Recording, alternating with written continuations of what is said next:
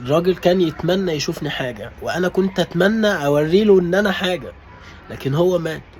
ركبت القطر وراجع اسيوط، والاحلام في دماغي كتير. هبيع ال2000 دول واشتري 4000، وابيع ال4000 واشتري 8000، وابيعهم واشتري العربية. احلام يعني. رحت بخيالي، رحت مكان بعيد خالص. وصلت البيت انا فاكر الفجر، وافتح الكروت، احط الكارت في الموبايل. الكارت 2 جيجا، الكارت 2 جيجا، قاري بس 100 ميجا. قلت مش مشكلة، كارت بايظ لسه فيه 1999. احط الكارت التاني بايظ. فهي كانوا في علب كده، العلبة فيها 50. طلعت ال50 الاولانيين ورحت مجرب تاني، الكارت ما قراش خالص. ومن نهاية الشركة نصبت عليا. ال2000 كارت كلهم بايظين، فيهم 1900 مش شغالين خالص نهائيا، وفيهم 100 كارت فيهم 100 ميجا بس. والكارت 100 ميجا دي كانت يعني ما اعرفش 3 4 اغاني تقريبا او حاجه زي كده. طب يا جماعه هنعمل ايه؟ خلاص يلا نستعوض ربنا وخلص الموضوع. فاحنا 3 شركاء، انا و2 تانيين.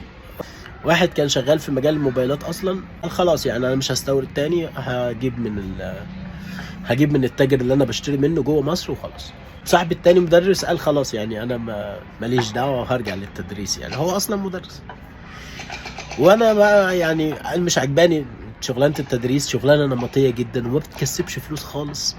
وبقول لكم يعني زي ما قلت، يعني ما كانش فيها مكسب غير 17 جنيه 17 جنيه تقريبا. ما فيش مكسب، هي بتصرف على الشغلانه اساسا، وانا مش لاقي لي شغلانه. يعني انا مش عارف اتحط في قالب، يعني مش عارف اعمل ايه. قفلت على نفسي كذا شهر عشان اسدد الديون اللي عليا من وصلة الانترنت اللي كان بتجيب 700 جنيه في الشهر. ومحبط طبعا جدا، الحلم كبير والطموح كبير والامكانيات ضعيفة جدا، مش عارف اعمل ايه ومش طايل اي حاجة. وسط التوهة ده هي ربنا اذن ان والدي يتوفى، وكأن ربنا بيقول لي خلاص واجه المشاكل دي مع نفسك لوحدك. ودي يعني وده كان اصعب اختبار بالنسبه لي بصراحه. يعني ما عملتش حاجه، ما وصلتش لحاجه.